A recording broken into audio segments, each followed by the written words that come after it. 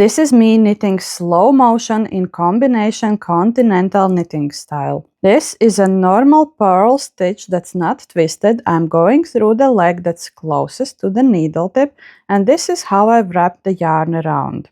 Again, going through the leading leg and simply picking up the yarn for a purl stitch. The same principle for a knit stitch, going through the leading leg, so opening up the stitch and picking up the yarn from behind.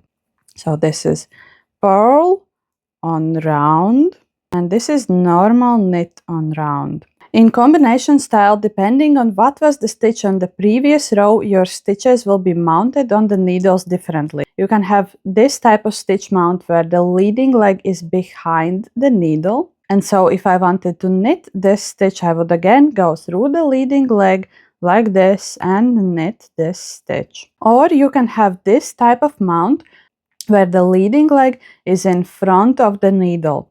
And so if I want to make a normal knit stitch for this type of mount, I go through the leading leg like this. And both of those knit stitches that I just did are not twisted. The same principle applies to purl stitches. I can have a purl stitch that's mounted like this, where the leading leg is behind the needle, and so this is how you make a purl stitch that's not twisted.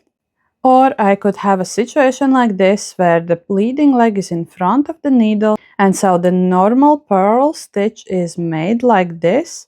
Again, see that I go through the leading leg and I make a normal purl stitch. Of course, the same principle about making the stitches through the leading leg applies to literally all knitting styles. The only difference in combination continental is that the stitches will change the position on the knitting needles. The position that they are in depends entirely on what were you doing in the previous row.